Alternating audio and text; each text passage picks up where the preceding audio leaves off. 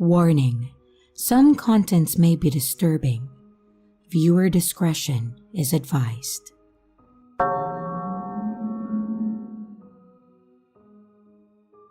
This happened when I was 4, so I don't remember all the minor details, but my mom does, and we kind of trace back this whole thing when I suddenly got reminded of it because of reading a similar story. I'll try my best to explain and add the bits from my mom's memory. We used to live in a very rural area at that time, and we owned a small farm. Most people in that area had their own farmlands, but the houses were located about 5 miles away from the area where all the farms were. It was the time when we only had one cell phone that my father used to keep with him all the time, and there was no landline at our house. There was a public telephone booth 2 blocks down that a lot of people in the neighborhood used. It was around summer, I think. There was this group of gypsies, and they were notorious for stealing the crops and would also rob people occasionally, especially women working alone at the farms. My father had a regular job besides managing the farms, so he would have to leave very early and would be back late at night. Normally, my mom would manage the farms by herself, but since the gypsies were going around robbing people, she stopped going there for a while, and I was also very young then. Most people in our neighborhood worked at their farms starting early mornings until the evening, so our neighborhood was pretty desolated during daytime, except for a few people 3 to 4 blocks down to our house. Mom was very careful about locking the main doors and also our windows, so there wasn't much to worry about. My gramps from my mom's side was visiting us one of these days, and he's like a very tall and big guy. I was playing in the dining table, my back facing the main entrance, and my mom was in the kitchen, while Gramps was inside the guest room. My Gramps from my mom's side was visiting us one of these days, and he's like a very tall and big guy. I was playing in the dining table, my back facing the main entrance, and my mom was in the kitchen, while Gramps, he was inside the guest room since he just arrived. He was maybe changing or freshening up. The thing is, Mom forgot to lock the main entrance after Gramps came in and had no idea about it. I was facing my mom, telling her about whatever little me was doing, and she was facing the entrance. And I can clearly remember feeling terrified by the sudden change of expression on my mom's face. And now that I'm more aware of the wide range of emotions than a 4-year-old, I can tell that it was a mixture of dread, shock, and pure anxiety. She left whatever she was doing in an instant, and now she was standing between me and the entrance, shouting with a kitchen knife in her hand. And as I peeked from behind her, there was a woman, and she had a sickle in her hand, and she was inside of our house. She was standing there trying to make a conversation as if that was normal. She definitely thought that we were the only people in the house. She was wearing lots of metal jewelry and stuff that the gypsies wore. My mom was telling me to run to Gramps, and I was crying, not wanting to leave her because I could probably sense a danger. It's only been like 2 minutes, and my Gramps came running and yelling from the room in the far back, telling the woman to get the fuck out of our house. She was still trying to pretend and telling stuff like she just wanted some water and that this was a pretty house. But now she was also backing away. There was more yelling and shouting from my Gramps and my mom, and the woman finally left. My mom then locked the entrance, and now my Gramps was trying to calm her down as she was shaking a lot. My mom then told me later that the most scary part was she couldn't even notice the woman getting inside. I could have been seriously hurt or possibly taken hostage if she noticed a bit more late. And the woman didn't even flinch when it was just my mom shouting at her with a knife in her hand. So she was not scared of her at all and was most probably looking for an opportunity to take her on. My mom is a small build, and that gypsy woman was tall, like much taller than my mom. No wonder she was prepared to take her chances.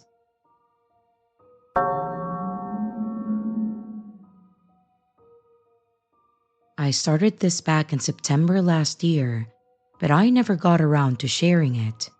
I am now, due to an uncomfortable situation again. So, bear with me if I ramble on. I'm writing this off in edible. I have to get some context out of the way. Let me start off by saying that I live in an apartment complex by a golf course/country club on the edge of town. Since not many people live in this area, it can get pretty quiet at night. The complex is built partially into a small hill at the end of a road, with my apartment being on the back corner of the building on the ground floor.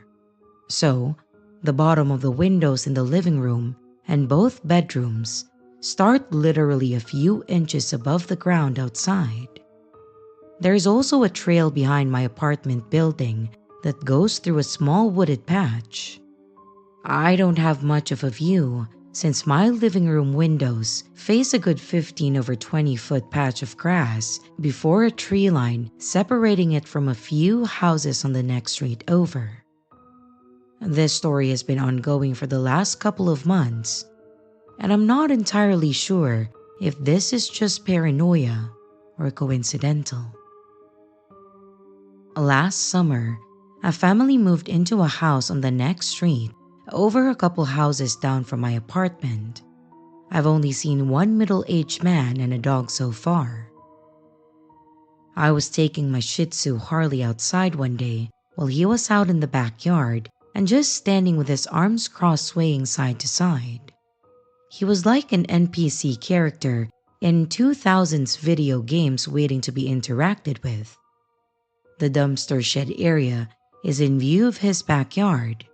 We made eye contact, so I awkwardly waved and then just looked at my phone while Harley did her business. But I could tell from my peripheral vision that he didn't look away from us. We have the same breed of dog, so I just assumed that he was probably thinking of letting them meet sometime. But I wondered why he didn't have his dog outside with him. I just went back inside quickly after Harley was done. My younger brother lives in the same complex as I do, but on the second floor. He told me that every now and then, he'd see the man take his dog out into his backyard, but across the tree line into the complex's yard. He would then circle the building slowly, a little too close to the building, before going back into his house. In September last year, my boyfriend at that time and I split up. The night I told him to leave, I went to a friend's house to vent. I didn't want to leave Harley home alone too long, so after about an hour or so, I came back to my apartment. I knocked out on the couch while I had a black screen rain sound video on YouTube on. I woke up around 2 a.m. to Harley going crazy barking and growling. The other couch is right under the main window in my living room. Harley had climbed up the couch and he was barking at the window between the curtains. I get up just to get her down and be quiet when my stomach dropped when I realized something. The curtains are on the thinner side and I can normally faintly see the streetlights from the next street over through the curtains. I started getting a little nervous, realizing that there was a black mass blocking some of the lights above where Harley was standing. I grabbed the remote to shut the TV off while I was getting closer to the window. The TV turns off in the style of retro TVs, where the picture closes in on itself. And when I turned it off, the flash animation on the TV illuminated the room briefly. Well, It was enough that I was able to make out the form of someone dressed in black or dark clothes that was crouched down looking into my window. In the flash, they probably saw me too because they ran away quickly. I picked up Harley and I ran to the kitchen to grab a knife, and I went to my room locking the door. I then texted my ex asking him if he was outside of the window just then. He replied back no, and then asked what was happening. I didn't believe him because he's never awake that late, and I told him that I was about to call the police, so just to tell me the truth.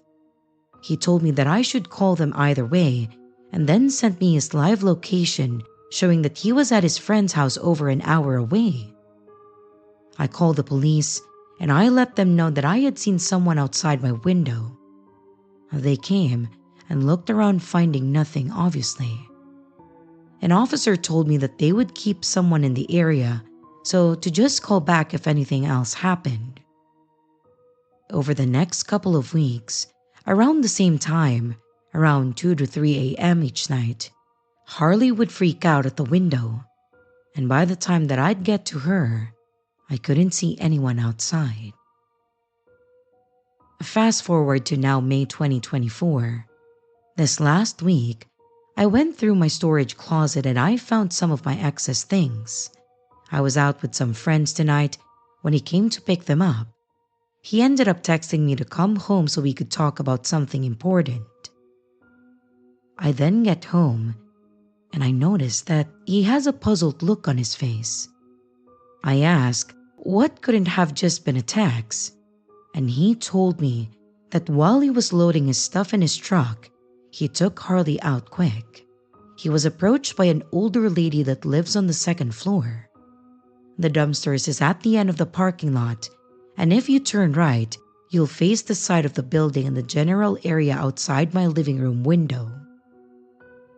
There's a few big trees keeping the area back there pretty dark, even during the summer, and it's deeply shaded. She said that, as she was taking her trash out, she heard a twig snap and then looked at the direction it came from. She said that she saw a man outside my window, not just walking around.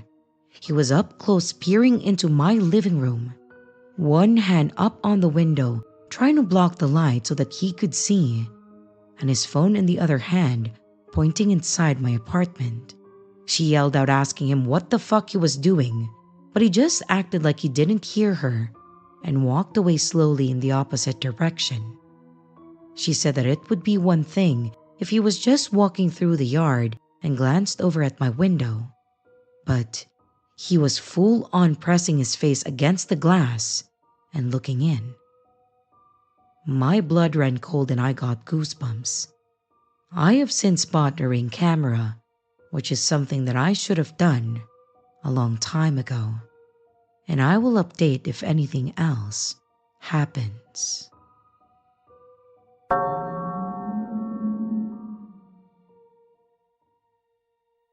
I grew up in a small town in Wisconsin. This happened on Halloween of 2013, while I was 16 at the time. Me, my sister Lauren, who was 14, and my brother Jacob, who was 11, were on our own that night. Our mom was taking care of our sick grandmother, and Dad was out of town on business. Trick-or-treating in our neighborhood always ended around 9 o'clock. Our parents never made us go to school the day after Halloween, so we stayed up past our bedtime and watched movies. However, since we were by ourselves and amped up on all the sugar we had consumed, we made other plans. I don't know if any of you have ever been to Wisconsin, but there's a lot of farms here. Our town was pretty much surrounded on all sides by them. In fact, there was a farm just outside of our neighborhood, a short walking distance from our house. Every fall, this farm would have an annual pumpkin patch, and we thought it would be fun to go check it out. We didn't plan on vandalizing anything. We just wanted to stroll around and see how creepy this place was in the dark. The pumpkin patch was situated between two large cornfields. About a half a mile or so behind the patch was the house the farmer lived in. For the sake of the story, we'll call him Mr. Miller. Mr. Miller had always given me the creeps. There was something about him that I could never put my finger on. The only way I can describe it is that he didn't seem like a real person, if that makes sense. It was like at any moment, his skin would fall off and reveal him to be some kind of alien or something. I know it sounds like a strange thing to say, but I'm telling you, there was always something off about Mr. Miller. The three of us arrived at the dark, deserted pumpkin patch around 10 o'clock. There was a series of large sheds between Mr. Miller's house and the patch, so we didn't worry about being seen. I remember that there was always a couple of scarecrows off in the distance, in the adjacent cornfields. The first thing I noticed when we got there was that there was a third scarecrow that was mounted in the middle of the pumpkin patch. I've been to this patch several times before. Our parents even took us here 2 weeks prior to pick out pumpkins to make into jack-o'-lanterns, and I never remember seeing a scarecrow here before. It usually wouldn't be any cause for alarm. It was Halloween after all, right? I remember upon seeing the scarecrow, I instantly had a sinking feeling in my stomach. I looked to either side of me and saw the 2 usual scarecrows standing in the fields. I figured perhaps Mr. Miller wanted to be extra spooky this year. We wandered aimlessly around the pumpkin patch for about 10 minutes. Every so often, I would look to the scarecrow, and I could swear its head would be positioned differently every time I looked at it. It seemed to be watching the 3 of us as we made our way through the patch.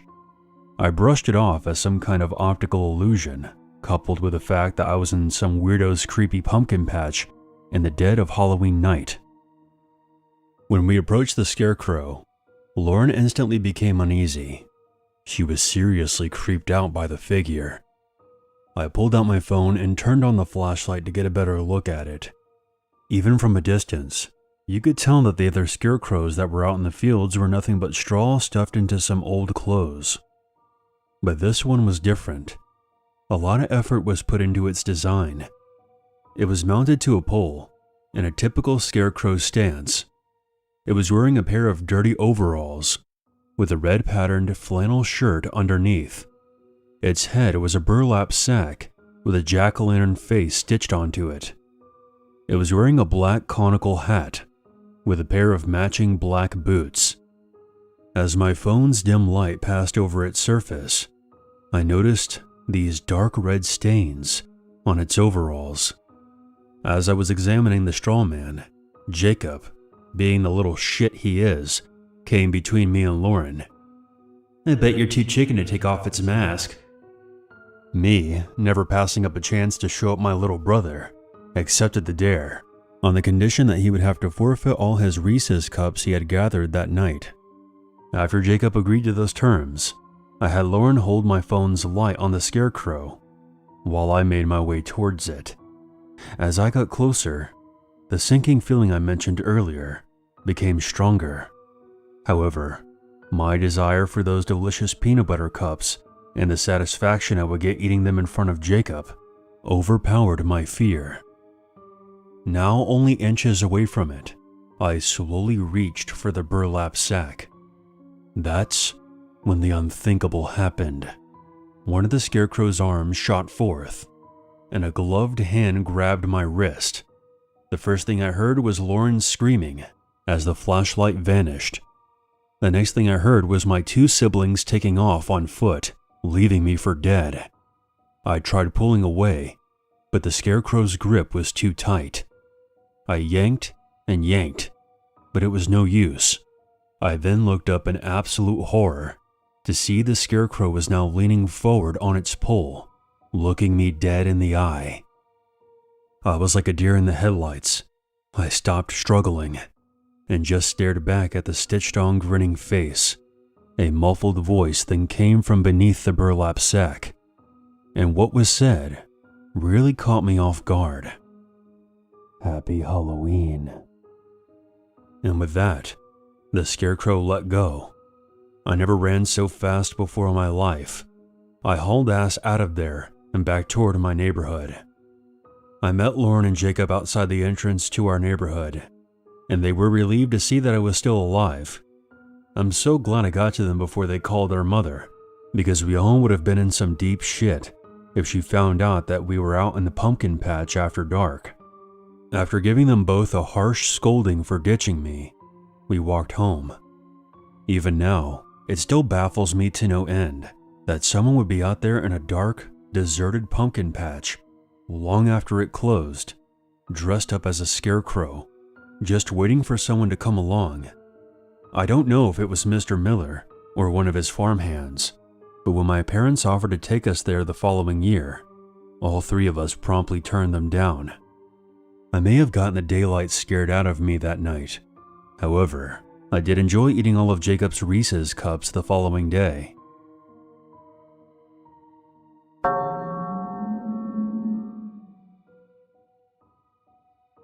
I am a 35-year-old woman now, but this encounter happened when I was around 14 or 15 years old, so about 20 years ago now. But the memory is as fresh and as vivid as though it happened yesterday. I haven't even thought of this story in many years until I came across this Reddit channel, and after reading some of the other stories, my own personal memory of this story came flooding back. So anyway, everyone in my family, and some still do, used to see this one family doctor for many years for all our medical needs. We'll call him Dr. D. We'd been seeing this doctor for so long, he was even there at the delivery of my birth, where he held me in his arms when I was just a newborn baby. And from then on, I would see him for everything. Every time that I got sick, for all my immunizations and etc. So, it was only natural that I would go see him the day that I needed to get my first pap smear ever done.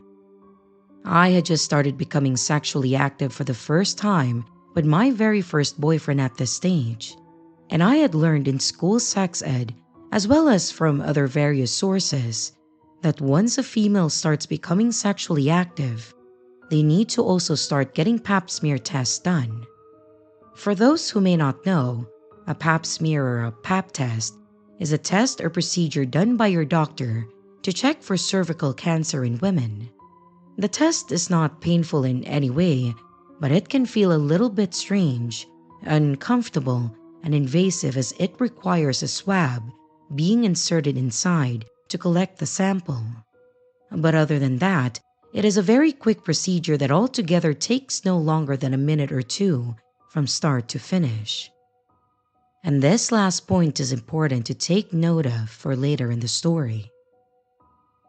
So, it's important to note here that even before arriving to my appointment, I was already in a state of feeling a little bit freaked out and a bit uncomfortable with the whole situation because at 14, I was a lot like most other young girls my age, where I felt very awkward about growing my body.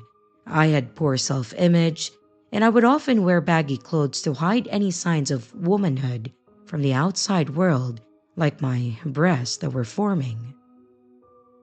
So, the idea that I had to do a test that required that I strip from the waist down, sit on a bench with my legs wide open, only to have some random grown-up come right up in there and then fiddle around down there. It sounded to me like the last thing in the world that I wanted to do, and I was feeling already very embarrassed about it.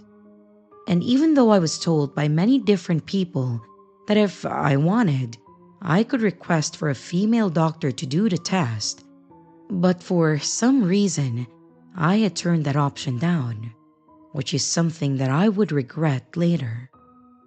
I guess I just thought in my head that it would be okay.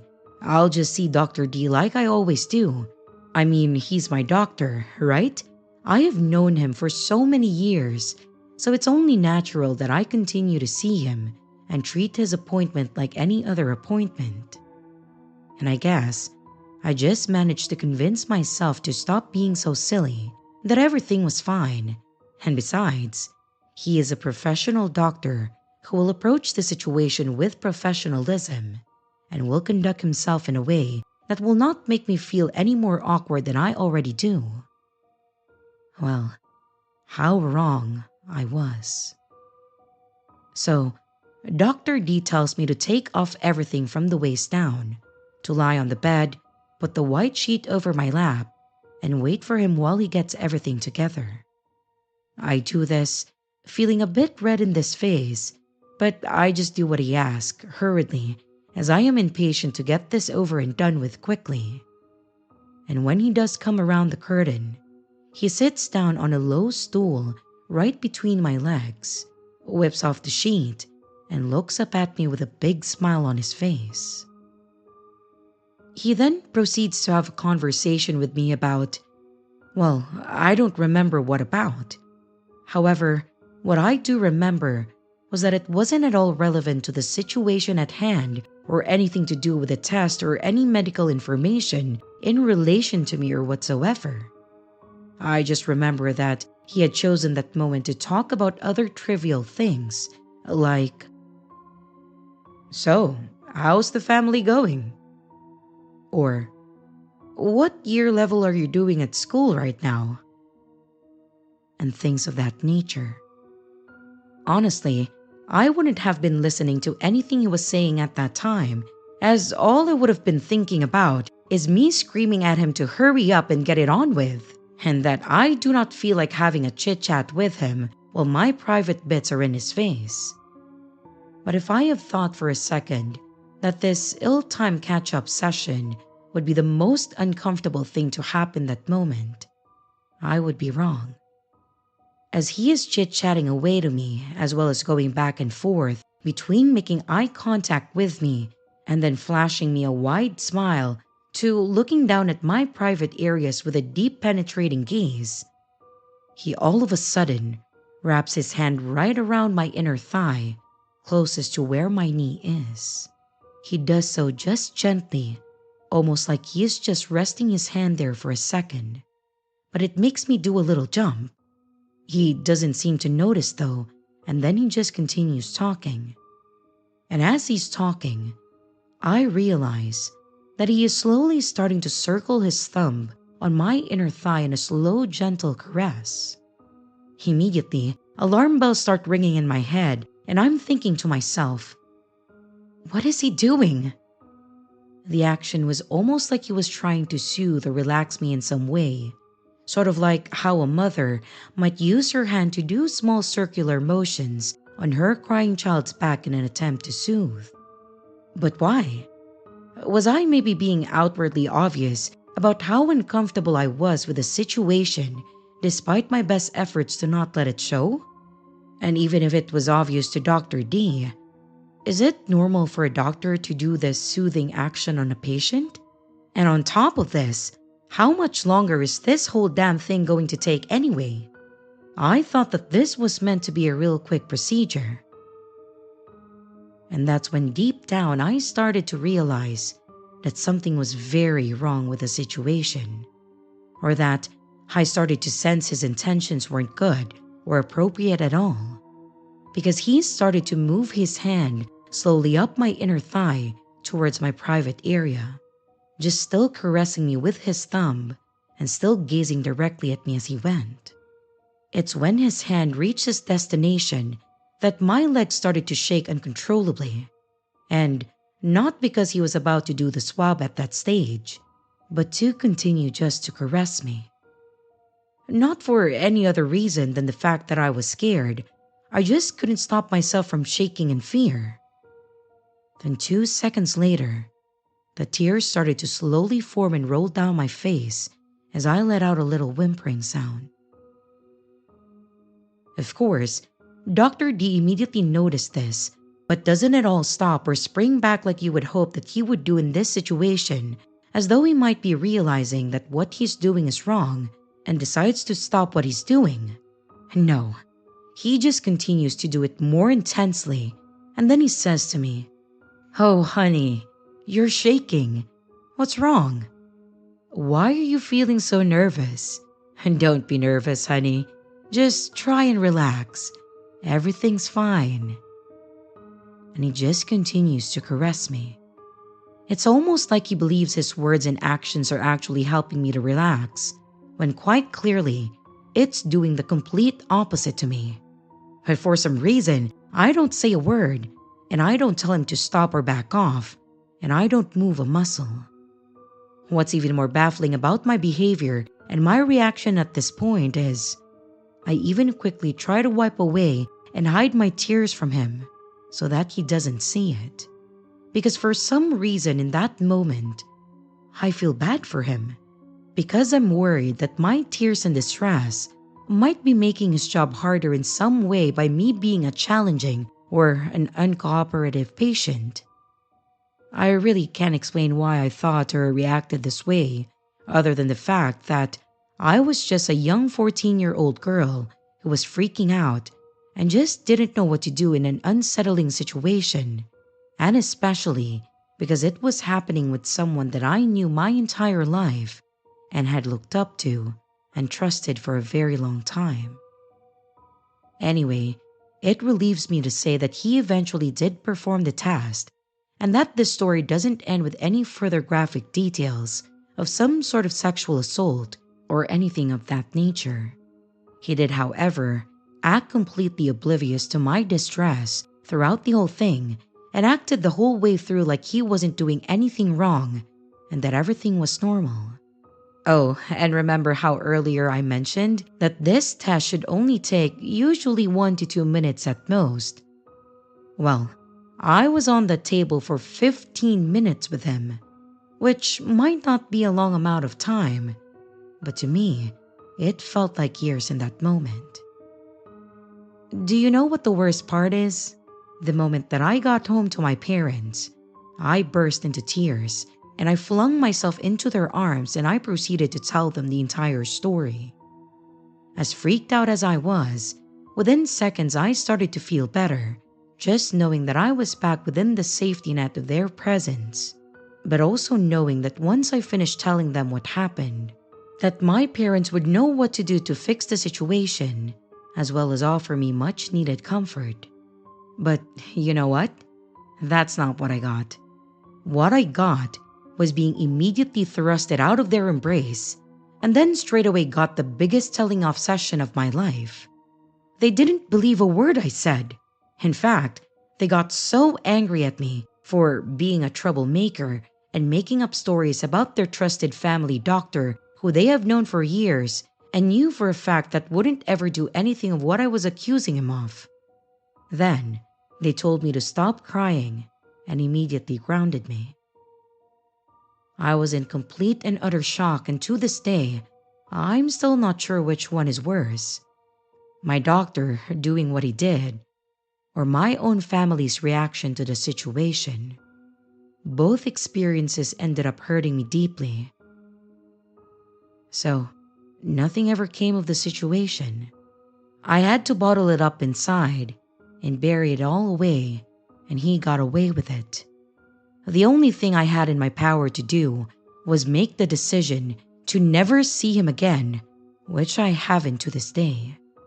There had been plenty of times where I had thought about reporting him to the police, especially fearing for the well-being of any other women out there in his care. But after how my parents reacted, I convinced myself that the police probably wouldn't believe me either. If it came to me against him, I believed that I would lose, so I stayed silent. I just truly hope that nothing awful has ever happened at his own hands to anybody else after my experience.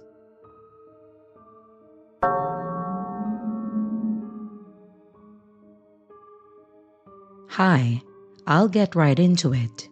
I, a 23-year-old female, and my friend 21 and female, went to our hostel in Poland, and we could not get the door to open even though we had the code. These two men, who claimed that they were also staying there, offered to help us, but we could not get in until someone else came out of the building. At first, these guys were nice, and they helped us carry our luggage up the stairs to the hostel. Surprisingly though, there was no one at the check-in desk, even though the owner specifically asked that we check in at this time. But because we already know what room we were supposed to be in, the two guys helped show us to our room, and we all made pleasant introductions. They were 32 and 33 if I remember correctly, and we let them know our age. They left us to get settled, but then we realized at this point that without being able to check in, we did not have keys to enter the building or even to lock our door. Now, here's where things got weird. We were already feeling a bit sketched out by the situation, as it was clear that the hostel was just a converted apartment. But that's what you get for €10 a night, I guess. We then hear a brief knock on our door, and without waiting for a reply, these two dudes then come back into our room to talk. The younger one of the two starts talking to us about going out that night and asking more questions about us. And at this point, my friend and I are exchanging looks. He mentions that he thinks I'm the one in charge because my friend looks young, and then proceeded to stroke his hand down her cheek. But wait, it gets better. He then reveals to us that he just did some cocaine and then proceeded to offer us some, which we both adamantly declined. At this point, I just wanted him out of the room so that we could have a chance to think, but this man did not want to leave. I finally backed him towards the door, but he wouldn't move his body so that I could close it all the way, and he kept talking to us even though I was trying to gently shove him out. Finally, I got the door to close, and then I used my body to hold it shut. At this point, my friend had tried to call the owner multiple times to no avail, so we just decided to book another hostel and leave. We waited until we heard the guys leave, and then we booked it out of there to our new hostel, and are in the process of getting a refund since we booked and paid the fee online. So, creepy hostel men, let's please never meet again.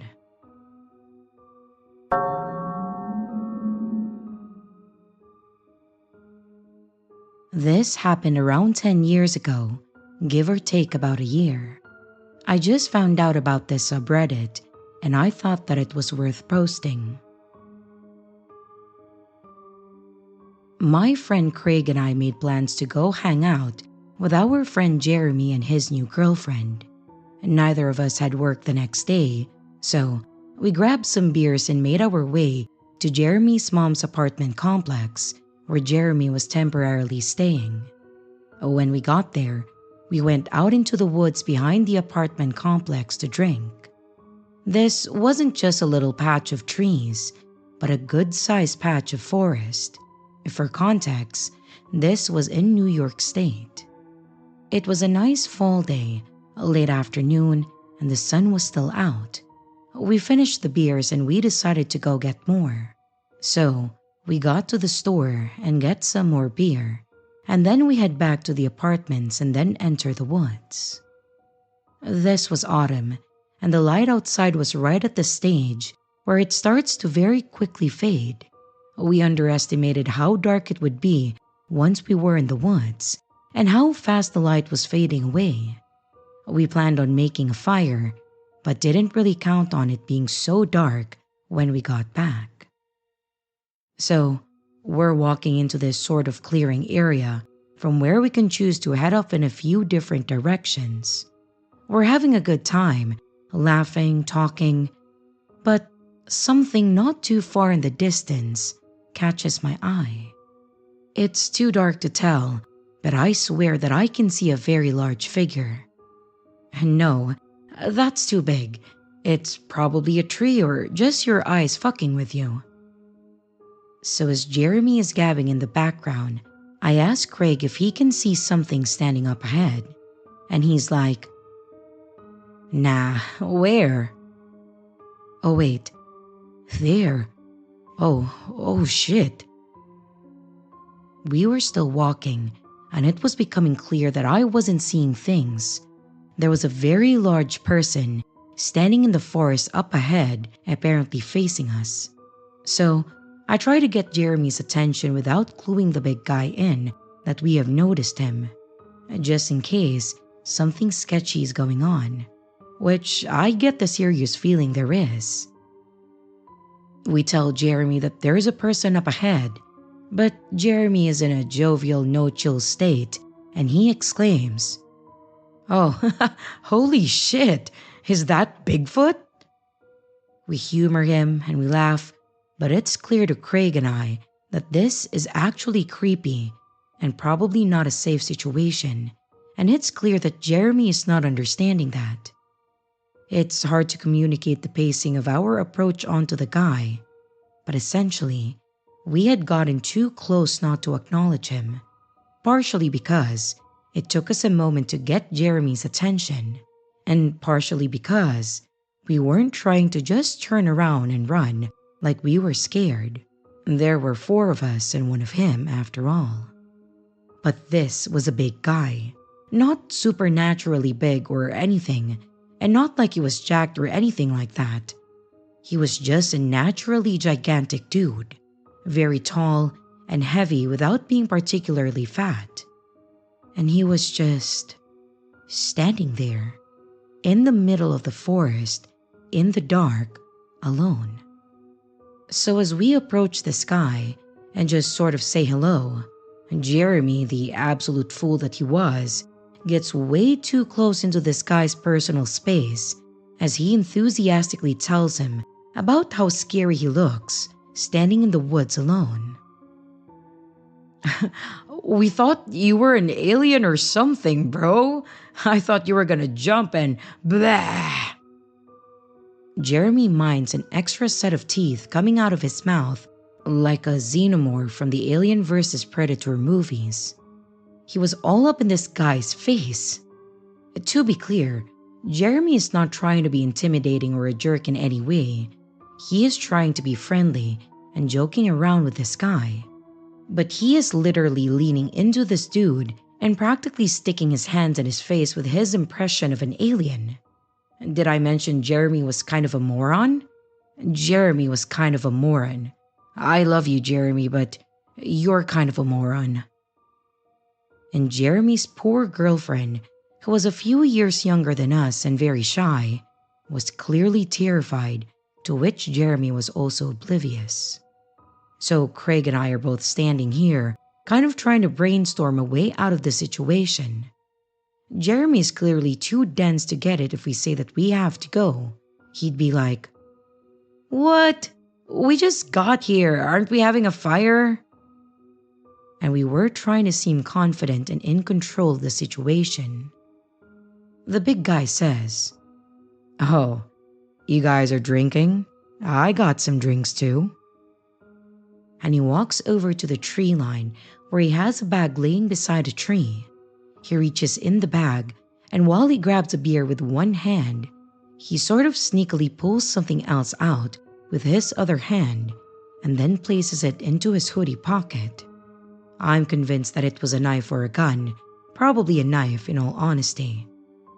He then reapproaches us and then cracks open his beer. I glance around casually and then I notice something else. Somebody else is out here.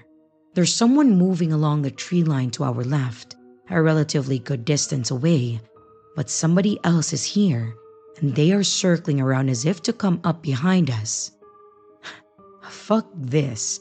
I need to leave. Now. So I go, "Well, I gotta work in the morning and Craig's driving me home, so we gotta get out of here." Jeremy in his infinite wisdom responds, "What? You said you didn't have to work tomorrow." I facepalm so hard on the inside. "No, Jeremy, you must have misheard me. I said I do have to work tomorrow." And Jeremy, proving that there is no end to his wisdom, says, "All right, guys. Well, it was nice hanging out with you. Get home safe, okay?" He wasn't leaving the woods with us. Craig and I started walking away, and I told him about the other person circling to get behind us and that we needed to move. We started trying to brainstorm a way to get Jeremy and his girlfriend out of there. and we decide to call him and tell him that his mom was out in the parking lot looking for him. Jeremy is terrified of his mom. Craig explains to me, and this should work. Because we clearly couldn't just call him and tell him that the situation was not safe without him blurting out, "This guy isn't sketchy, I feel totally safe." Jeremy was very mad at us for lying about his mom, but I think his girlfriend appreciated it though. I'm not sure what was going on there that night, and I've talked to several people about it over the years, and there are a few different ideas. Did they know that we were coming back? Were they waiting for us? Or did we stumble into something that we weren't meant to? Almost everyone I tell about this story says, "You guys just accidentally interrupted a drug deal." But something about that just doesn't seem right with me. Who does a drug deal in the middle of the woods at night? I don't know. Very possibly just a homeless dude with no ill intention and another homeless dude with no ill intention. But it was a very creepy and scary situation, and I just thought that I would share.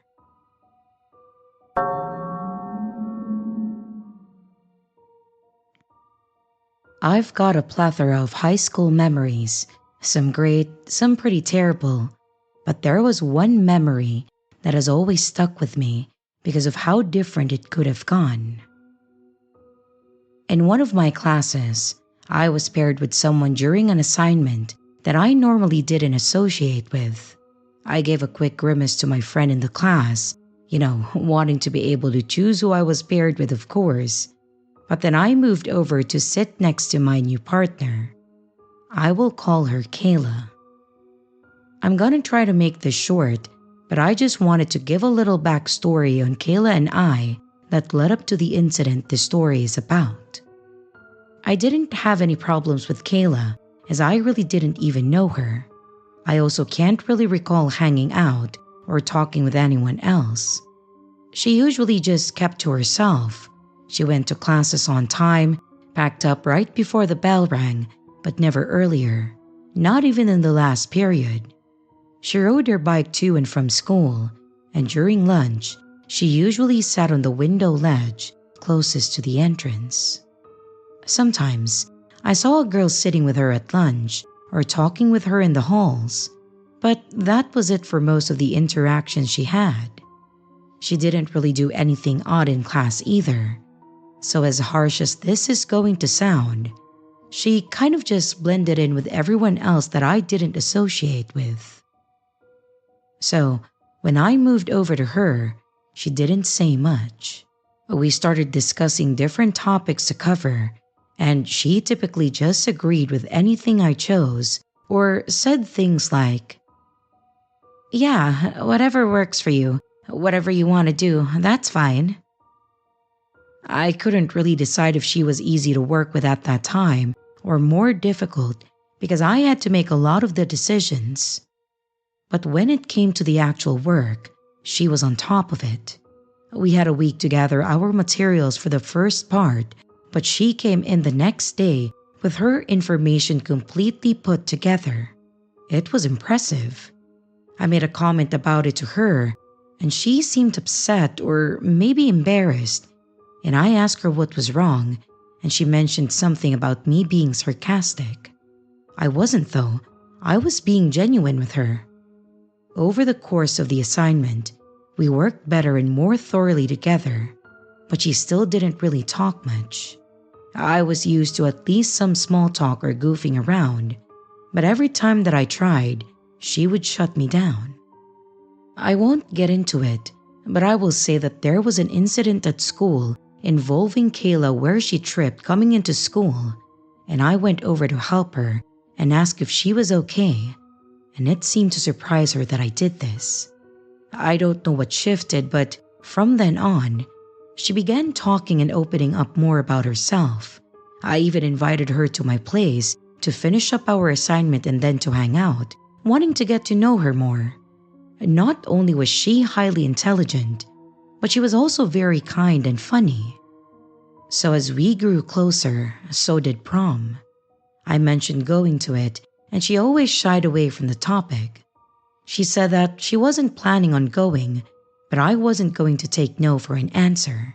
I may not have known why she was so reclusive, but she was really a fun girl, so I convinced her to go. My mom and I even took her so we could get dresses together. We had all these plans, and as we put it all together, I could tell that she began to light up more and more with this idea. So, cutting to the actual night of prom, I offered to have my mom pick her up, but she declined, saying that she would have her mom bring her and we would meet up there. I got ready to go. My friend stopped by my place to take pictures with me and ended up taking me to school instead. And when we arrived, I immediately started looking around for Kayla, but I didn't see her. I wasn't too worried about it as it was still early though. It was probably about half an hour into the dance though that I still hadn't seen Kayla. I forgot to mention that this was also back when cell phones weren't really a thing that most of the kids had. They existed, but it was more so adults if anyone had one. My family wasn't broke, but we weren't wealthy either. But the only person in my family that had one was my dad, and it was his work phone. So I didn't really have a way of calling her to ask where she was.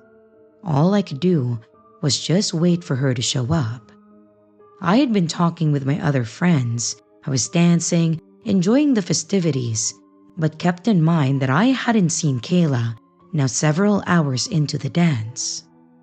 I was so disappointed, but I assumed that maybe she decided not to go after all. It was getting pretty close to the end, and my friend offered to take me home, but I actually wanted to check on Kayla, so I declined and explained why. She understood, and we parted ways as she left. My mom had planned to pick me up at a certain time, so I just decided to use the restroom and take my heels off while I waited for her. While I was washing my hands, I noticed something in my peripheral move. I was in the school restroom, so I knew that it wasn't just someone else using it and didn't even bother looking up. That was until I heard a familiar voice say my name. When I looked up, I saw Kayla, and she was standing behind me. She wasn't wearing her dress though, but jeans and a zip-up jacket. She had makeup on, which she normally didn't, but you could tell that she had been crying because it was running down her face. I was so happy to see her at first, but then immediately became concerned when I saw her state. I asked her what was wrong and went to approach her. When she stepped back, she then told me that she didn't understand why I was being so nice to her because she didn't deserve it. She said that she was supposed to just fade into the background and never be in the way again, but that I had ruined that. I was confused at first with her saying this. I thought maybe I did something wrong. She then reached into her jacket and then pulled out a folded up paper. She held it out and asked me not to read it until I got home, but she didn't want to ruin my night.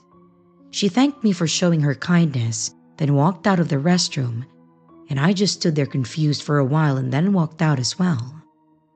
I kept fidgeting with the paper, wanting to read it but also trying to follow her wishes. I had no idea what the letter could say. I knew that my mom would be there soon, based on the time, and since I was waiting out front, my curiosity got the best of me, and I decided to read the letter. I don't have it memorized, nor do I really want to go into detail of what it said, but to summarize it, I learned that the girl that I saw her with was her older sister, and she was a senior. We were juniors.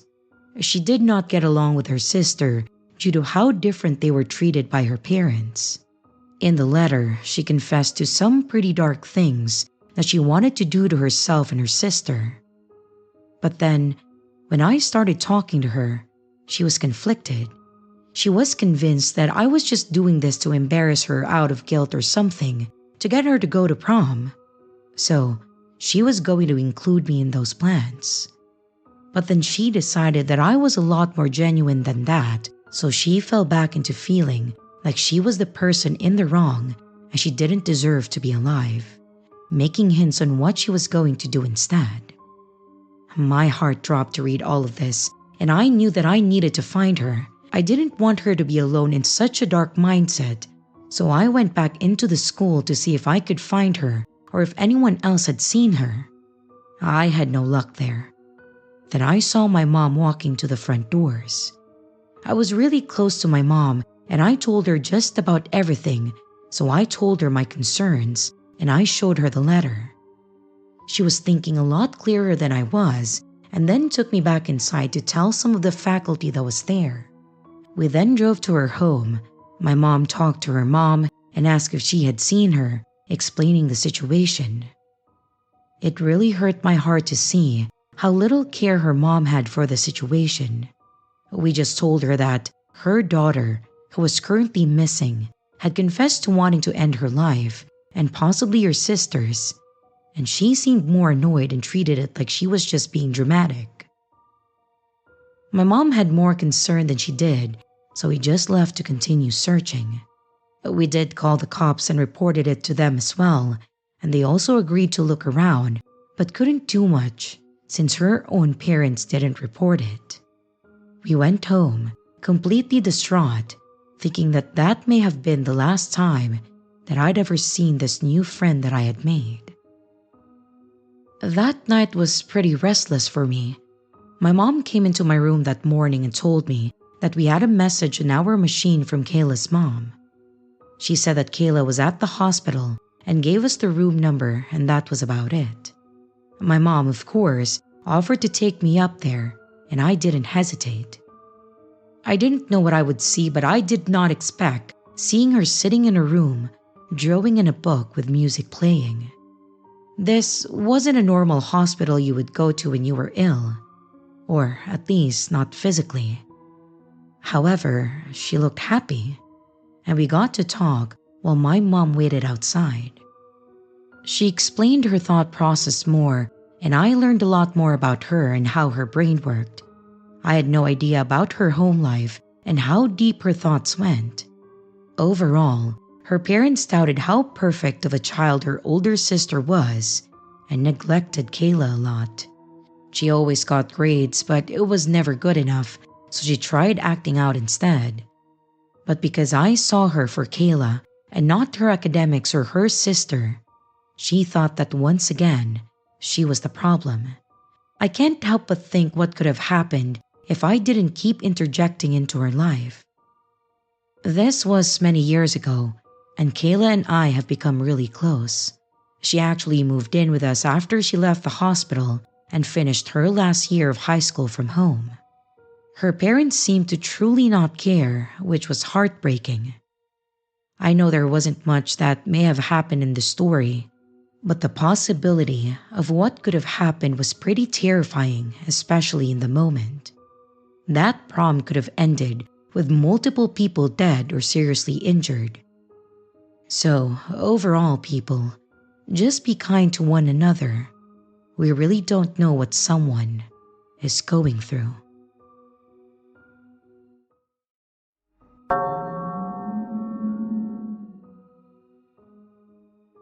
Aswang. An aswang is a monster in Filipino mythology that preys on pregnant women. Unlike the grisly attacks usually shown in horror movies, however, these monsters apparently just prey on the life essence of the unborn baby until it dies, and then the mother miscarries. The scary part is that these monsters are also part human, meaning they could literally be anyone during the day. This happened in Metro Manila at around 2011. My cousin told me, "The old man with the new neighbors asked me if you were pregnant." I was shocked. I never even told my family yet. I was 21, I worked nights in a call center, and I never go outside when I'm home, and I was only a few weeks along, so I know that I wasn't showing yet. So, how did this nosy old man know? The said neighbors were new in town, coming from one of the more popular provinces in the Philippines, where witchcraft and aswangs are still the norm. They were friendly enough though, so no one really had anything bad to say about them, other than the nasty rumor that they know about aswang. When I was about 8 months along, I was watching late night TV with my brother at around 2 a.m. Then, something big landed on our tin roof, strong enough to rattle the windows. My brother and I looked at each other with wide eyes as we listened to the footsteps. Yes, footsteps. Stop right on top of me. I was never a prayerful person, but at that moment, I called on gods and saints and angels to protect my baby. But then I remembered my grandmother's story about how she escaped an aswang attack by placing a pillow between her legs to mask the baby's scent, and so I did just that. We had no idea how long we waited. Seconds, minutes, I don't know. But then we heard another jump, and then silence. Until this day, I was glad that my brother was with me to vouch for me. I still couldn't believe that it happened, and it happened to me. Then I remembered the nosy old man. Was it him? It's something weird, mysterious, and unfinished, I suppose.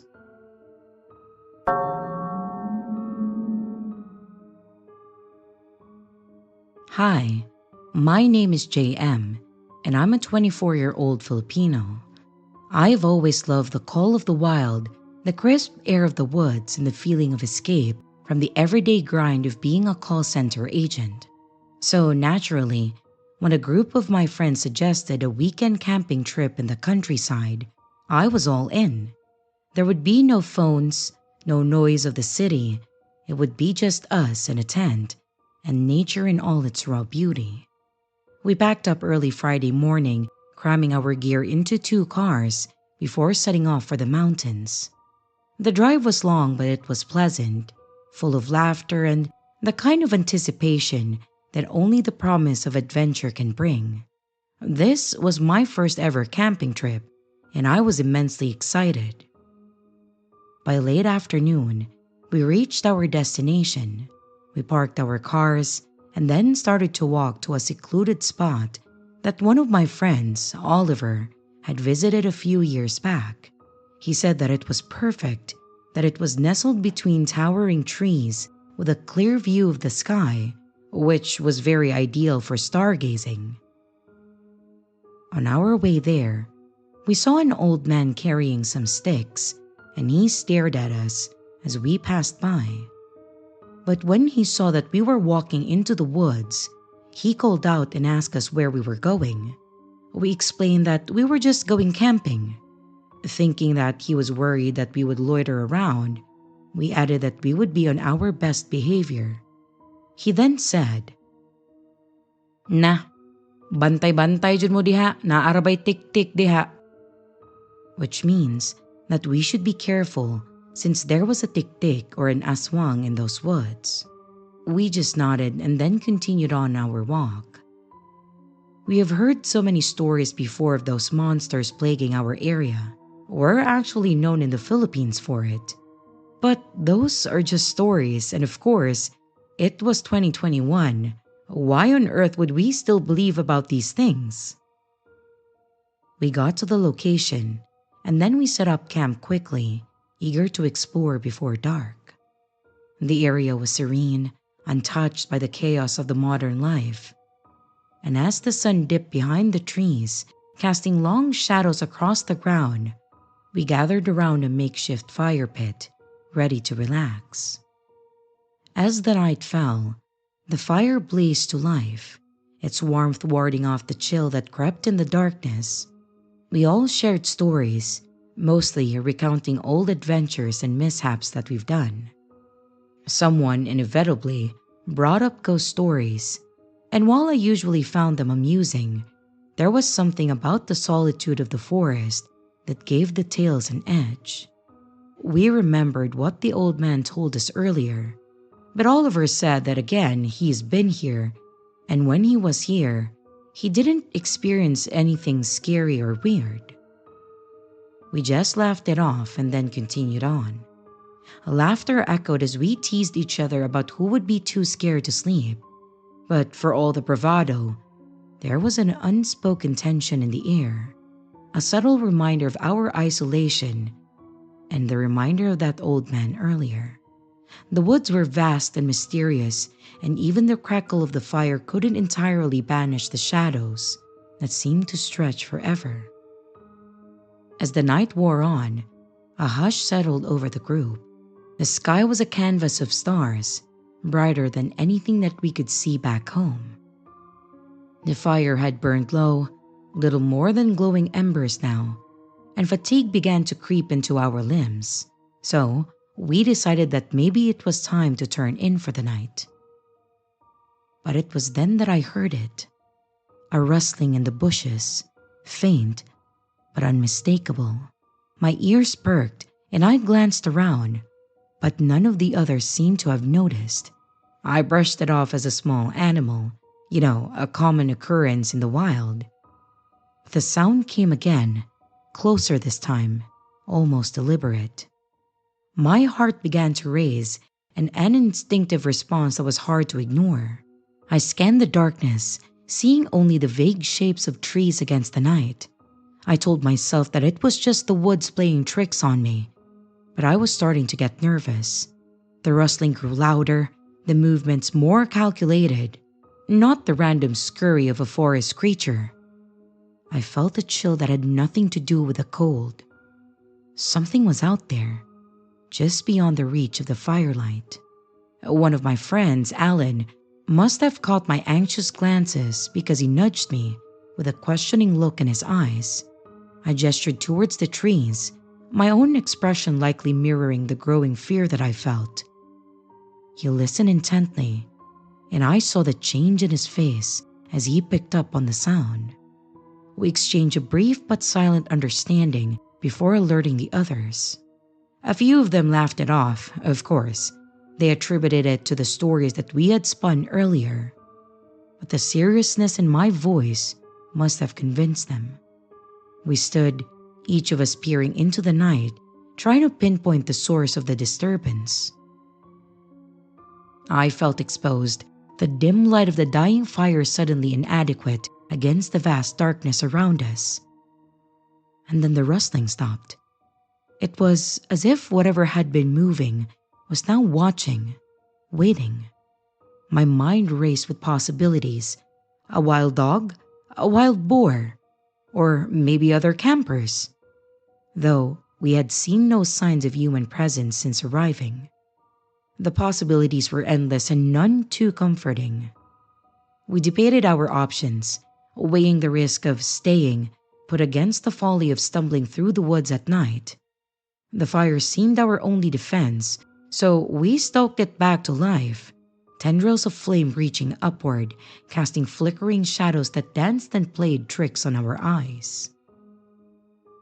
Minutes passed, dragging on with the agonizing slowness. But then the noise came again, this time accompanied by a soft, low growl that set my nerves on edge. It was not the sound of any animal that I recognized, and a fear gripped me with an intensity that was just too hard to shake. We huddled closer, each of us holding whatever we could to find as makeshift weapons, sticks, rocks, anything to defend ourselves. It felt almost absurd, standing there armed with nature's cast-offs, yet there was little else to do. The growl came again, and with it a glimpse of movement. There was a shadowy figure slipping between the trees. It was quick, almost too quick to be real, leaving us questioning what we had seen. But the dread that settled over us was all too real, a tangible thing that pressed down with suffocating weight.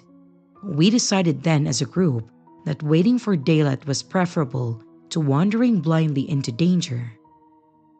We took turns keeping watch, the hours slowly ticking by.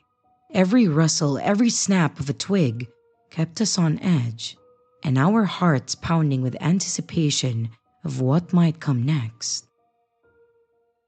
Fortunately, morning came at last, and the first rays of sunlight filtering through the trees, banishing the shadows and dispelling some of our fear. We packed up quickly, eager to leave behind the unease of the night. As we retraced our steps back down the mountain, I couldn't shake the feeling of being watched, a prickling sensation at the back of my neck. I scanned the forest, but there was nothing to see, just the quiet, unyielding trees standing.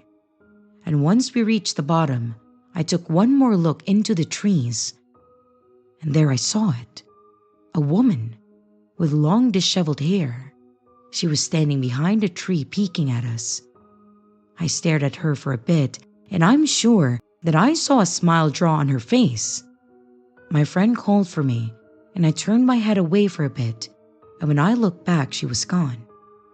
We were walking to our cars when we saw the old man from yesterday just chatting up with other people. He probably told them about us. One said, "Kumpleto mo? Walay kulang ninyo?" He was asking if we, as a group, were complete or if anyone went missing.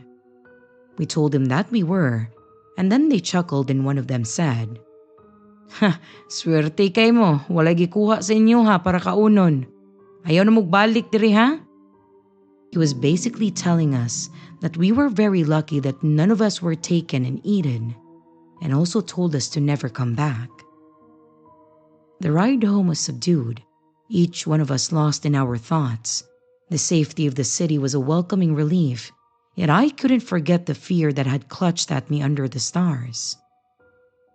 We never spoke of that incident again, each content to leave it as a memory and a warning of our encounter with the unknown. But sometimes, when I'm alone in my apartment late at night, I remember the shadows and the growl, and I wonder what lurks out there, unseen and unknown. Was it an aswang?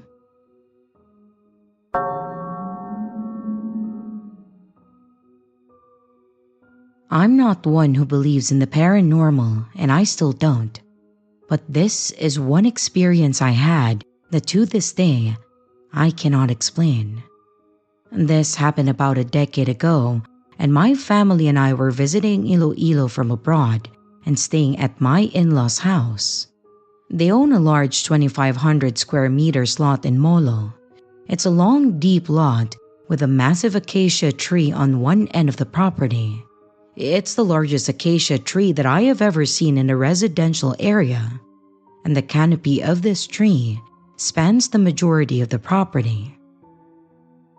One night, we had come back from a party. It was probably around 1 a.m., and I decided to have a smoke before showering and going to sleep. I'm sitting on the tailgate of a truck that was parked at the opposite end of the property from this tree. But then all of a sudden, I felt very cold, and my upper back and neck had a tingling sensation. Ahead of me at the far end of the property is the base of this massive tree. Mind you, it was dark, but you could clearly see. I saw what looked like the silhouette of a person drop down from the tree. This was probably a 30 to 40 foot drop from the canopy.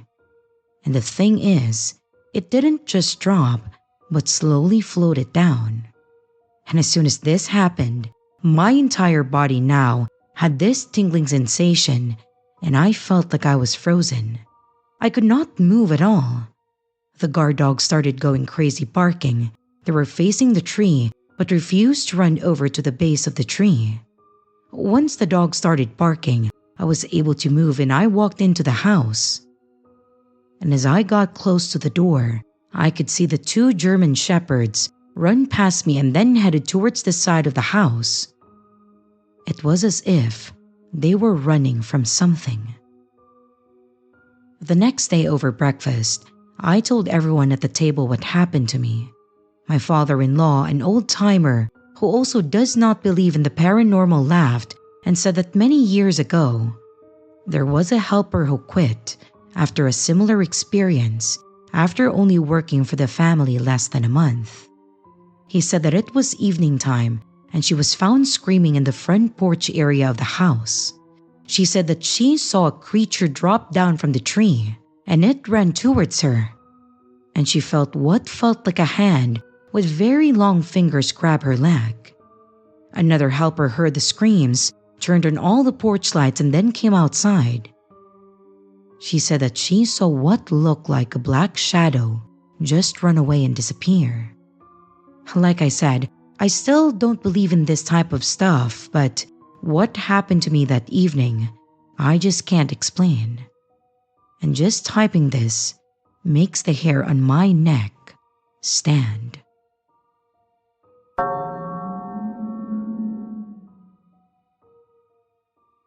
It was the kind of quiet that you only find in a small village, where the air is thick with the scent of rice paddies and the sun sets behind a quilt of mountains every evening.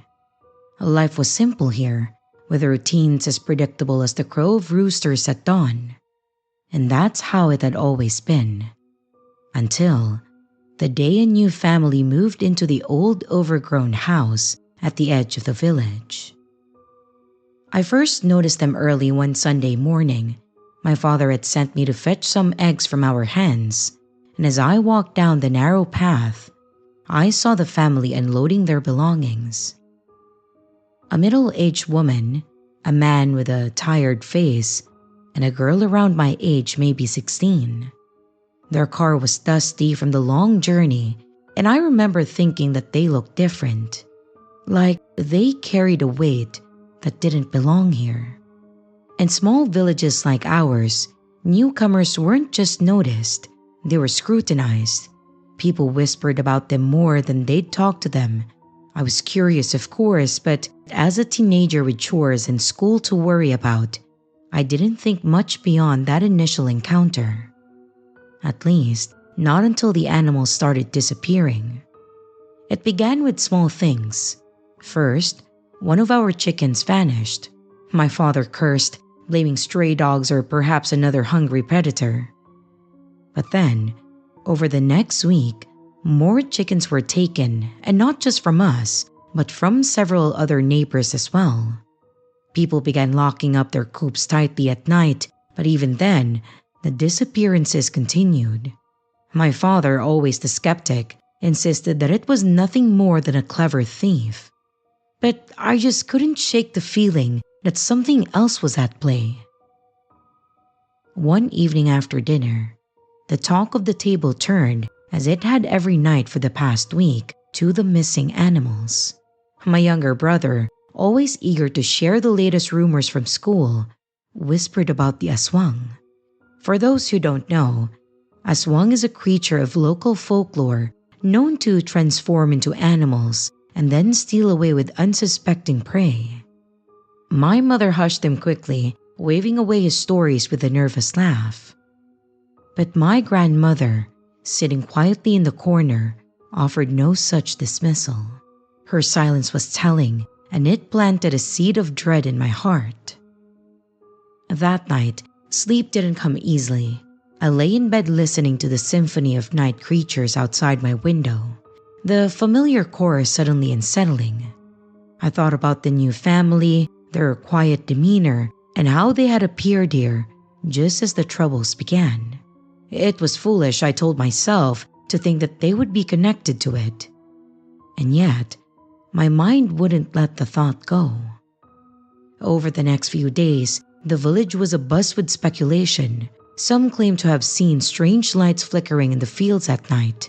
Others spoke of hearing unearthly sounds, and the new family remained a mystery.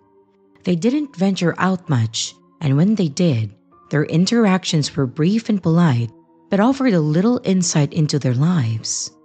My curiosity got the better of me, and I decided to watch them more, hoping to uncover something that would put my unease to rest.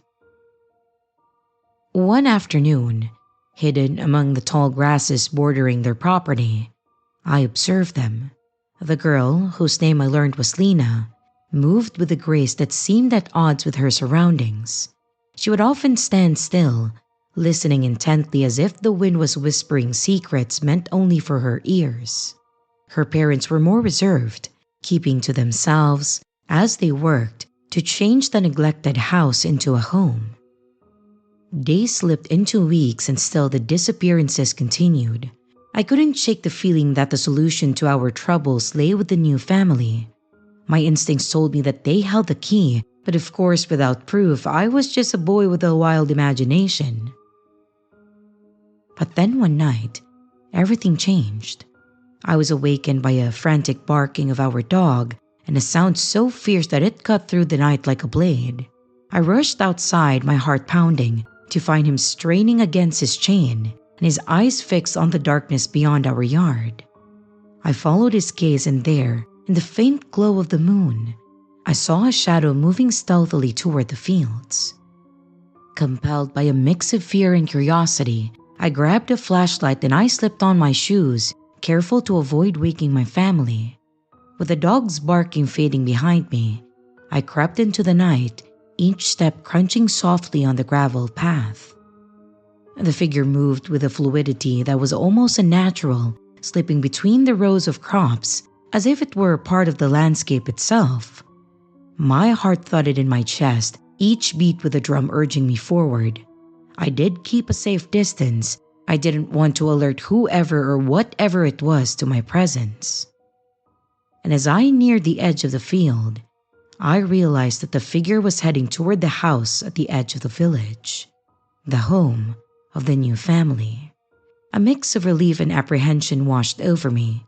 Perhaps it was simply one of them returning home late. But as the shadow passed under a patch of moonlight, I caught a glimpse of something that made my blood run cold. It was Lena, or at least it looked like her. But her face was a bit different. It contorted in a way that was both familiar and strange. Her eyes glinted unnaturally in the dark, and I could have sworn that they reflected the beam of my flashlight for a split second before she disappeared into the shadows again. Terrified and unsure of what to do, I just retreated to the safety of my home, my mind racing with questions. Had I seen her true form? Was she an aswang? Or had my imagination gotten the better of me? The next morning, the village was alive with news of another animal gone missing, and this time, people were truly on the edge. Whispers of the aswang grew louder, and suspicion turned toward the newcomers. I kept my sighting to myself though. I was uncertain of what I had truly seen, and I'm afraid of steering panic without proof. I began to dig into the family's past, trying to ask questions whenever I could without arousing suspicion. I discovered that they came from a region known for its mystical legends and superstitions, a place where tales of the aswang were as common as the rain. If you were expecting some kind of dramatic reveal on who was causing so much distress in my village, then unfortunately I would have to disappoint you. 'Cause one day, all of it stopped. And I mean just suddenly stopped. The animals stopped vanishing or getting killed, and no one ever cried and complained about losing a pet. Do you know what else vanished? Well, if you guessed the new family that moved here, then you would get 100 points for that. The family also moved out, probably in the middle of night or something, since no one ever noticed it. We only found out when someone from the village was walking by their house and saw that it was void of life. The mystery of what happened those nights remained unsolved, but life in the village returned to its quiet rhythm, the legends of the aswang fading once more into folklore. As for me, I carried with me the understanding that there are things in this world that we just cannot explain.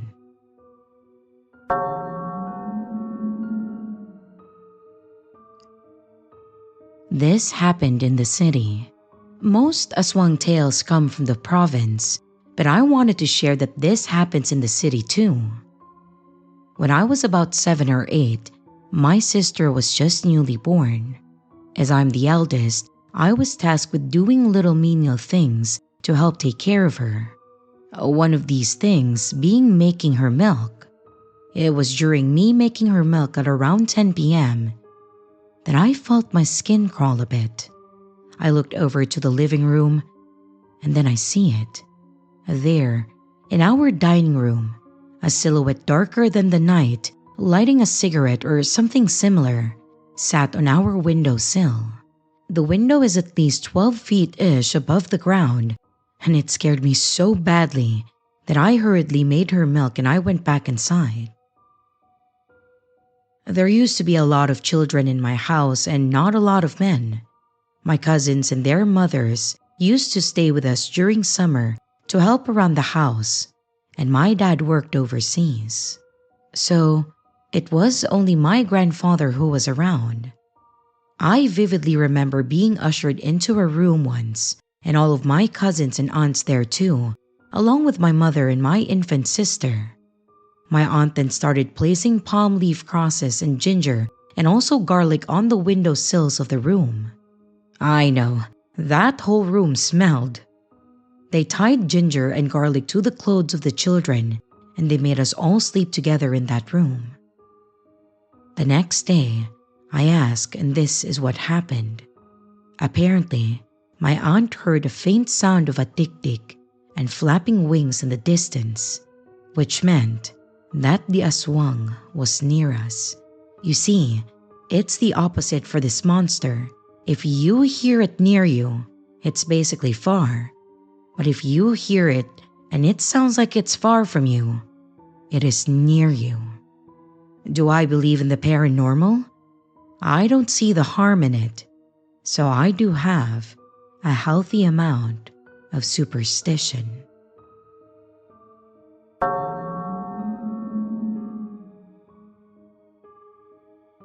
Working the night shift as a security guard in a rural warehouse wasn't what I had imagined myself doing at 28. But jobs were not easy to come by, and this one paid my bills. The warehouse was nestled on the outskirts of a small town here in the Philippines. It housed agricultural supplies like seeds, fertilizers, and occasionally farming equipment. Most nights were uneventful, with nothing more than paperwork or a walk around the perimeter to keep me occupied. The isolation of the location was both a blessing and a curse to me. It offered peace from the chaos of urban life, but also a sense of vulnerability. I started my shift as usual, arriving just before twilight. The sun dipped beyond the horizon, leaving a wash of purple and navy in the sky. The air was crisp, typical for the season, and a gentle breeze rustled the field surrounding the warehouse. After organizing my papers and checking the security system, I then settled into the small office with a cup of lukewarm coffee, preparing myself for another slow night. The first few hours passed quietly. I made my rounds, the beam of my flashlight cutting through the shadows as I walked the perimeter. The building was old, its wooden frame groaning occasionally in the wind, but it was sturdy. By midnight, the world was still. I was back at my desk, sipping what was left of my coffee, when I heard it. A soft, almost imperceptible rustling coming from outside. I paused, straining to hear more. Perhaps it was just the wind through the fields, or maybe a stray animal making its way through the night. But still, the sound creeped me out. It didn't sound normal. So I grabbed my flashlight and I headed out. I stepped into the night with a cautious curiosity. The rustling seemed to grow louder though. It was coming from the direction of the tree line that bordered the property. I moved slowly, trying to keep my footsteps quiet on the gravel path. The moon hung low in the sky, providing just enough light to see by. But the dense shadows between the trees were impenetrable. I walked closer, my flashlight flicking back and forth as I scanned the area. The rustling stopped abruptly, plunging the night into silence. I stood still, my senses heightened, listening for any indication of what I might be dealing with. I caught movement out of the corner of my eye and my heart leapt, a rush of adrenaline coursing through me. It was too large for a raccoon or a stray dog, but the glimpse had been too brief to identify it clearly. But just based on what I saw, it looked like the person and not at the same time. I knew that I should call for backup or at least report an unusual occurrence, but something kept me rooted to my spot. Was it curiosity? Foolhardiness? I couldn't say. I was drawn and compelled to know what shared the night with me. Carefully, I maneuvered closer to the tree line, each step calculated and slow. The hairs on the back of my neck stood on end, a primal warning that I couldn't ignore. I reached the boundary where grass gave way to soft earth, and I peered into the inky blackness. Another rustle. Then, the distinct crack of a twig snapping underfoot. This time it was unmistakable. I was not alone. Perhaps it was someone up to no good. And either way, I needed to confirm and safely resolve the situation. Raising my flashlight, I called out into the darkness, hoping to startle whoever or whatever it was out there. My voice seemed to fall flat, swallowed by the night, and the silence that followed was oppressive. I was about to turn back, and I decided that perhaps I was just imagining things, when a figure stepped forward from the shadow depths. My heart skipped, and the light catching the outline of a person, tall, lean, with features obscured by the shadows. They stood still, not moving closer, as if assessing me in return. I gripped the flashlight tighter, the weight of it suddenly reassuring. My training kicked in, and I took a step back, preparing to retreat if needed. I did also have my knife with me. It was small, but it can help. The figure just remained where it was though, and I felt a chill that wasn't just from the cold. There was something undeniably wrong, something that I couldn't place. Then, just as suddenly as they had appeared, the figure turned and vanished back into the trees, moving with an unsettling grace and speed that left me breathless. I hesitated for a moment before deciding to follow, driven by a need to ensure that whoever or whatever it was wouldn't return to pose a threat. The trees were dense, and I moved carefully, keeping my flashlight low to avoid tripping. The air grew colder, and I was acutely aware of every sound, every movement as I pushed deeper into the forest. I lost track of time, the pursuit becoming a blur of branches and shadows. The figure always remained just out of reach, a fleeting presence that seemed to draw me further from the safety of the warehouse. I was disoriented. I was unsure of my way back, but I still pressed on. Looking back at it now, that was definitely a bad idea. Eventually, reality set in and I stopped, with my heart pounding. I was alone, deep in the woods, and a figure was gone. A sense of unease settled over me, compounded by the realization that I had no clear path back. I turned on the spot, the beam of my flashlight swinging in arcs as I tried to orient myself. The forest, with all its majesty and mystery, now felt like an endless labyrinth. I had to focus, retrace my steps, and keep calm. And while I was lost in thought on how to get back, I suddenly heard something loud moving through the forest. And then I saw a figure emerge. No, it wasn't coming toward me. It flew out from the forest. Yes, you heard me right. It flew. It had massive pointed wings with a humanoid shape where the things were attached to. It wasn't clear, it was dark, and my light was not enough, so I could not make out its features. So that's the best description I can give you. It stayed there for a bit, staring at me, and then it flew away. And as embarrassing as it may sound, I pissed my pants. I knew that I had to get out of there. I began the return journey, marking trees with scratches from a small utility knife as I went, creating a path that I could follow back should I need to. My senses remained on high alert, every distant noise or movement sending a rush of adrenaline through me.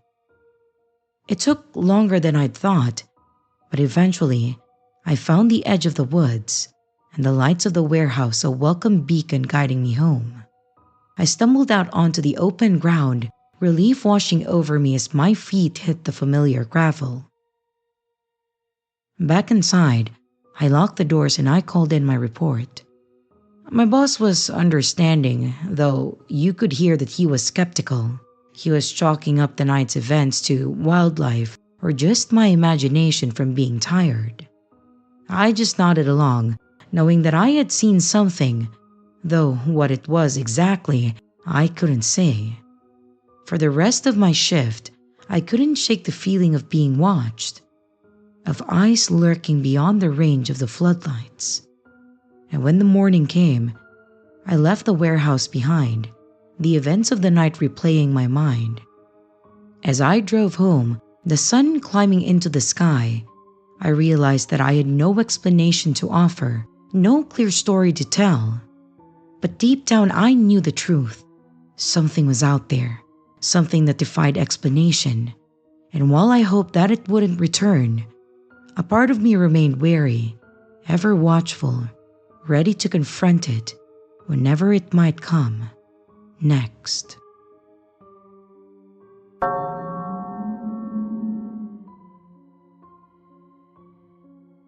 I am writing this to maybe get some help in identifying what I saw, because I have been trying to figure it out for like 3 years now. So, I was a US Marine from 2014 to 2019. I deployed to the Philippines to help out with some joint operations with against the ISIS after the siege of Marawi. Basically, all we did was stare at the top of the jungle canopy, looking for heat signs, and then communicating fire missions for artillery and putting warheads on foreheads. Anyway, we're like 3 months into the deployment and like 4 hours into this mission, just staring at absolutely nothing. We're about 12,500 MSL at that time, over the mountains of Basilan. With really thick jungle canopy, even with the IR, shit is really hard to see. It was like trying to find needles in a haystack with Vaseline in your eyes. But when something's above the canopy, like a helicopter, birds, or monkeys in the trees, it pops, and you can get some really good definition depending on how good the camera operator is in atmospherics. A good trick to know if you have a hotshot camera guy is if they can fine-tune the IR to see leaves in a canopy instead of just a big gray colored blob. I was the camera guy, and I was just chilling. I was staring into the void, and my pilot burned circles into the sky for hours. I asked my officer in charge of the flight if I could go smoke, while the pilot took over the camera after I locked onto a geopoint to keep the camera from going all over the place, and he said yes. So, I go smoke, and not like 1 minute later, I hear my boy inside flying go. Hey dude, you should get back in here and look at this. So, I go back inside all pissed off because I hadn't got to finish my cigarette. But then I see what my pilot had locked the camera onto. I hop back into my seat and take back control because I'm like, oh shit, hotspot. Is it cows or is it the ISIS? But it's like definitely none of those things. It's flying just above the canopy at a pretty good clip, flapping and gliding on what I can only assume are very large pointed wings. At this point, it's just a very dark shape moving over the canopy until I clean up the IR image and I start picking out more.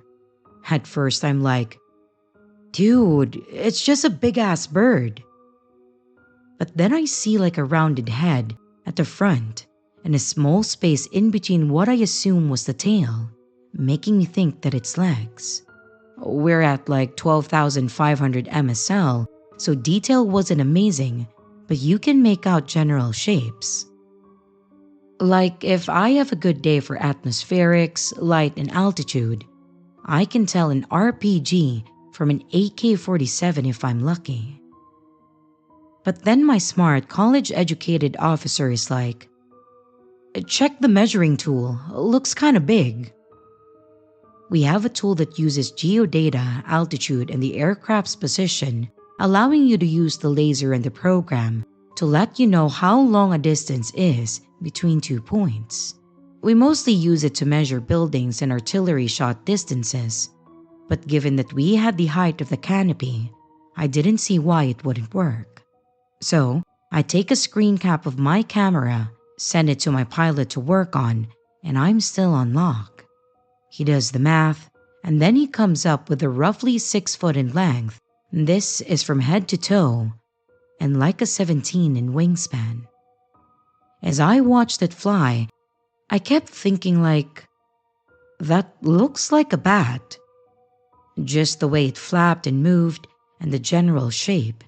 It was not a bird, and I couldn't pick up the feathers, and I didn't see a tail really. Its wings definitely came out like angular and stretched just like a bat. Me and the crew talked about it, passed it up to the higher, but eventually we had to actually go do our jobs instead of becoming amateur zoologists. But after that flight, I just couldn't shake the feeling or place what the hell that thing was. A fun fact, the tree right next to our smoke pit is absolutely filled with fruit bats, and it glows in IR. So me and my pilot got curious, and we started asking the local Philippine contractors who work with the chow hall and the PX. A bunch of them laughed and told us that it's because we stay up too late since we work the night shift. But a couple of the older ones told us about the tik-tik. It's like some kind of big old flying motherfucker that eats babies. And I was like, oh, that seems to check out. In an effort to disprove giant baby-eating man-bats, can someone please tell me what I saw so that my spicy PTSD can just be a regular PTSD?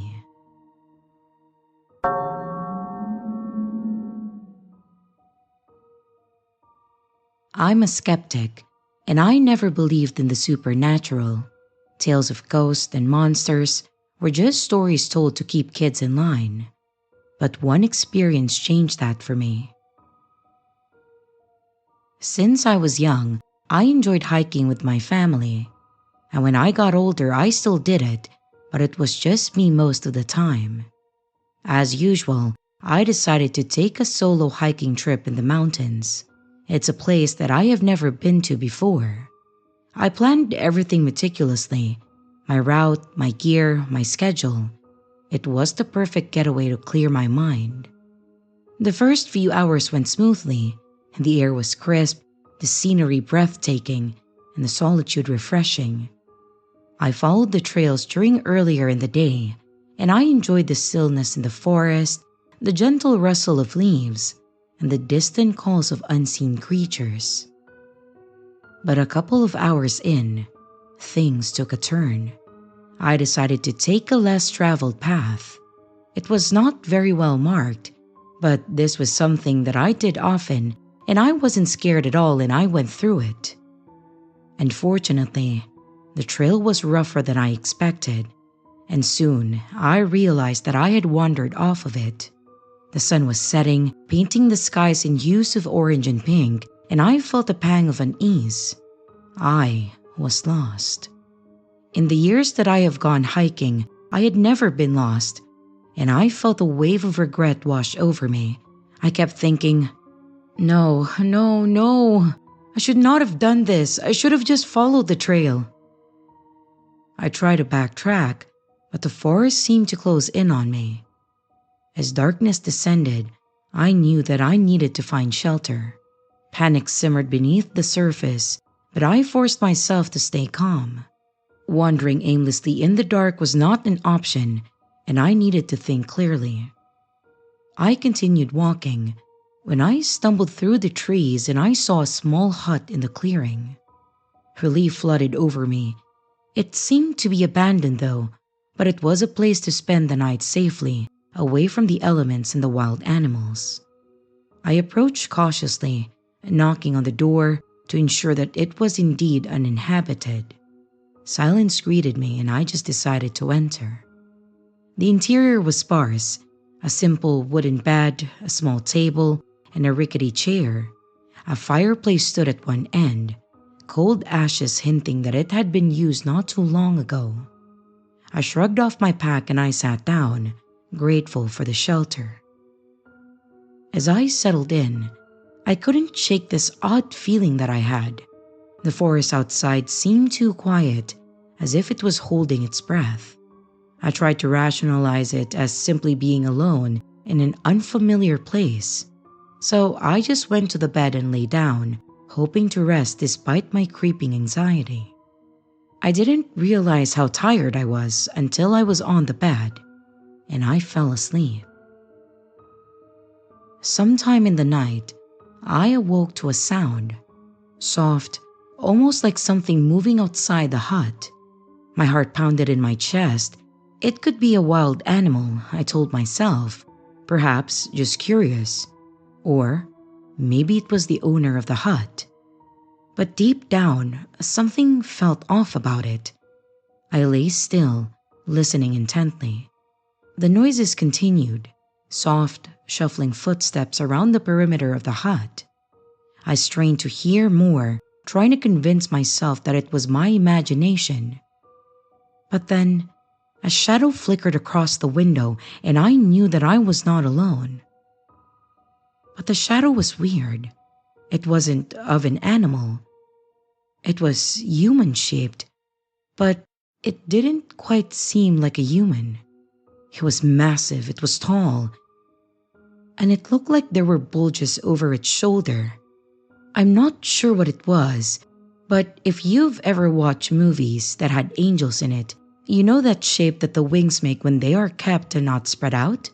That's exactly what I saw. Every instinct screamed at me to hide, but there was nowhere to go. I slipped silently from the bed, moving to a corner away from the window. My breathing was shallow, and my mouth dry with fear. The footsteps stopped, and I could feel the weight of eyes on the hut. Minutes stretched into eternity, and I hardly dared to breathe. My mind was racing with possibilities. Was it a person? No, it couldn't be. Perhaps an animal that I have never seen before. But I knew deep down that that was not the case. I had no answers. I only had fear coursing through me. And after what felt like hours, the footsteps resumed, moving away from the hut. I didn't sleep again that night, every creak and groan of the hut sending my heart racing, and as dawn broke, the world outside seemed unchanged, as if the night had been a dream. I packed up hurriedly, eager to leave the forest and whatever it was that visited me that night. Stepping outside, I noticed footprints around the hut. They were faint but unmistakable. They were human-like, yet disturbingly odd, as if made by someone walking barefoot. This sight sent a shiver down my spine, and I felt the pressing need to leave. I managed to find my way back to a recognizable trail, and as I hiked, the night's events replayed in my mind, each detail vivid and haunting. I couldn't shake the feeling that I had been so close to something that I couldn't understand. Returning home, I tried to rationalize what had happened. Perhaps it was a local checking on the hut or passing by. Yet I couldn't explain the shape that I saw. I then found myself researching old legends and stories, stumbling upon tales of the aswang, a creature of Filipino lore said to stalk the night. While I had never believed in such things, the resemblance was unsettling. The story spoke of a creature that could take on human form, but had wings and liked to eat humans. It was a being of the shadows. It was too fantastical to accept, but the thought kept nagging at me. I shared my experience with a few friends, careful to keep it grounded in reality. They offered explanations, maybe an animal, a prank, a figment of my imagination. Yet none of their words erased the memory of that night. The sound of the footsteps, the shape of the shadow of that being, the feeling of being watched and being in danger. Whether it was an aswang or a trick of the mind, I cannot say. But I do know is that whatever it was outside of that hut that night, it was dangerous, and I'm glad that I avoided it.